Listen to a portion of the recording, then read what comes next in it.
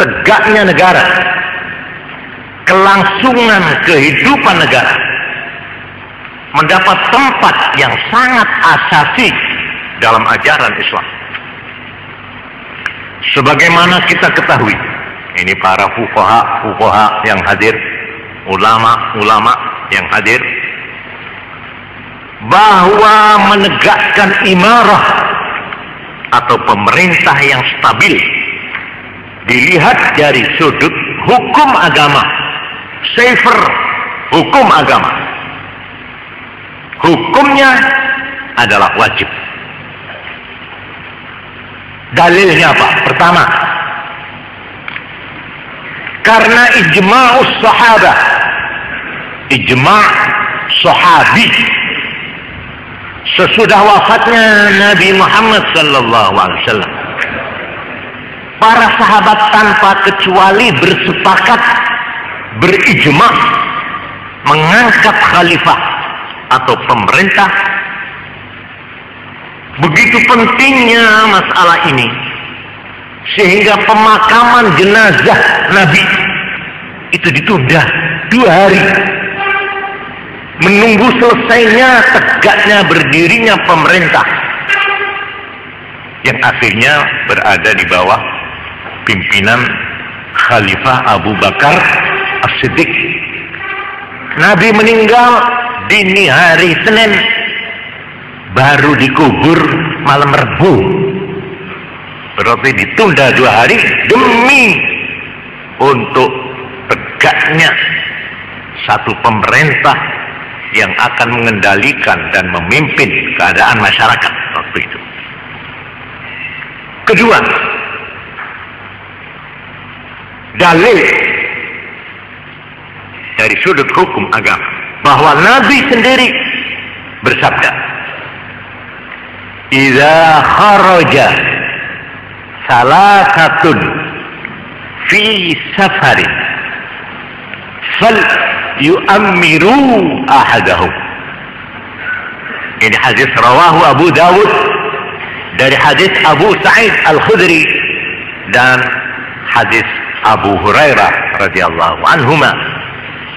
Apabila ada 3 orang keluar dalam suatu perjalanan, maka harus salah seorang diangkat menjadi kepala rombongan, menjadi pemimpin dalam perjalanan 3 orang.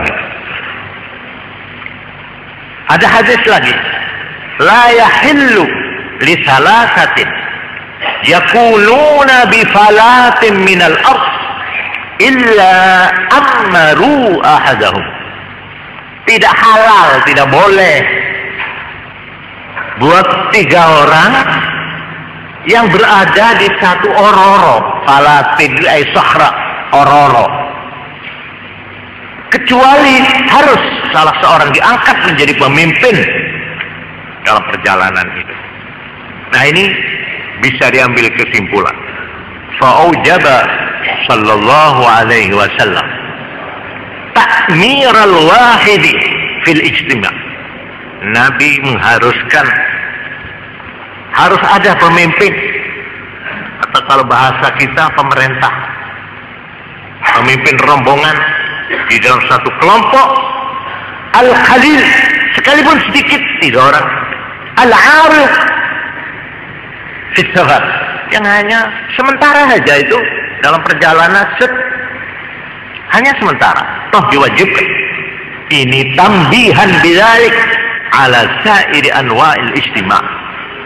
Ini sebagai satu isyarat, peringatan terhadap kelompok-kelompok yang lain, apalagi kelompok besar yang berupa negara. Ini yang kedua. Ketiga, wali'anna Allah Ta'ala awjaba al-amra bil ma'ruf wal nahya 'anil munkar wa amara bid da'wah. Alasan dalil ketiga yaitu oleh karena Allah telah mewajibkan amar ma'ruf nahi munkar, memerintahkan dakwah, ini wajib. Wala yatimmu dzalik illa biquwwati wa imarah. Hal itu tidak bisa sempurna kecuali dengan kekuatan dan imarah, pimpinan. Ada kaidah ma la yatimmul wajibu illa bihi. Ya, apa tulisannya? Ini cukup terkenal itu sudah. Kita semua hafal. Ma la yatimmul wajibu illa bihi. Sesuatu yang wajib harus digarap, harus diselesaikan. Tidak bisa kecuali menggunakan sesuatu. Maka sesuatu ini pun menjadi wajib. Karena itu kalau anak-anak abad 19 dan 20 mengatakan tanpa organisasi dakwah dan amar ma'ruf percuma, tidak efektif. Lalu fala yatimmul wajibu illa bihi fahuwa wajibun. Mendirikan organisasi dan mempertahankan kelestarian organisasi adalah wajib min jihatil hukum. Itu termasuk ma la yatimul wajibu illa bihi fahuwa wajib. Seperti orang mau sembahyang tidak wudu, nggak sah. Jadi wudunya juga wajib. Wa kadzalik sa'iru ma aujabahu Allah min al-jihad wal 'adl wa iqamatil hajj wal a'yad wa iqamatil hudud wa saddiz zuhur wa nasril mazlum. Karena saya membaca di muka kiai-kiai, tidak saya artikan, water keliru saya. Alasan yang keempat, lianna fihi jalbal manafi' wa daf'al madar, atau dengan istilah lain jalbul masalih wa dar'ul mafasid.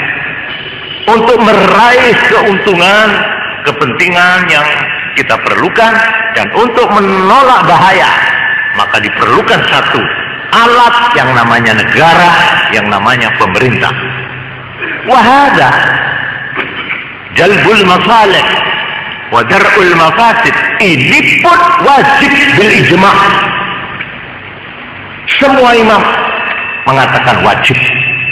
Orang Islam meraih, berusaha mencari masalah, kebaikan dan kepentingan yang diperlukan, dan menolak bahaya.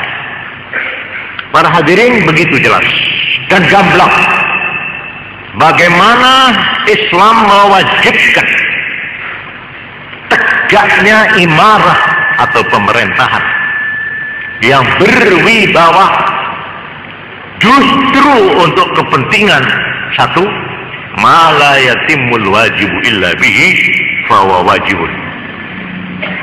Dua, untuk kepentingan jalbul masalih wa dar'ul mafasid.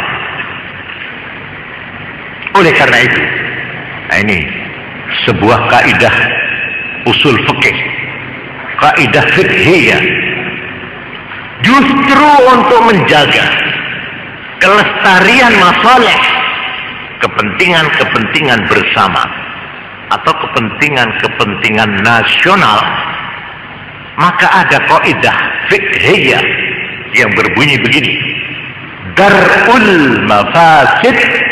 Ya, apa terusannya? Wah, sudah cukup terkenal. Muqaddamun ala jalbil masalih.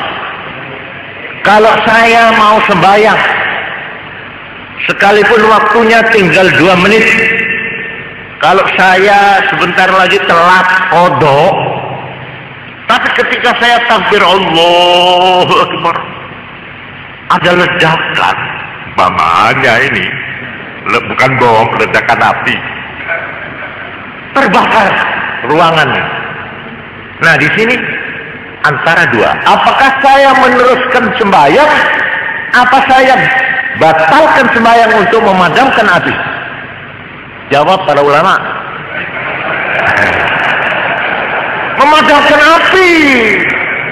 Jangan saudara berhayat, oh demi kepentingan Tuhan aku sembahyang, tetap apapun yang terjadi.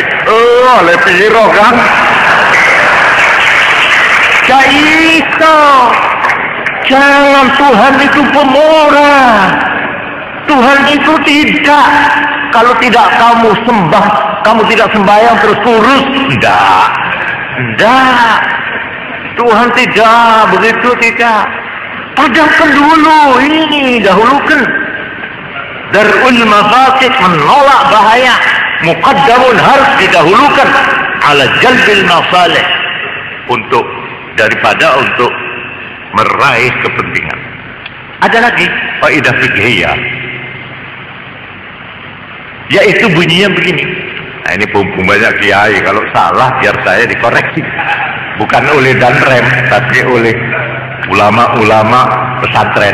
Nah, yaitu kaidah yang berbunyi begini: malah yudraku kulluhu la yutraku kulluhu. Apa yang tidak bisa dicapai secara keseluruhan optimal, la yutraku kulluhu, tidak boleh ditinggalkan secara keseluruhan, alias ngambul-ambulan, atau kalau bahasa politik a priori. Engkau mulai nggak DKI, umpamanya sate, tapi sekarang nanti tidak ada satenya lo ya, tidak ada sate umpamanya, apa ini makan apa ini?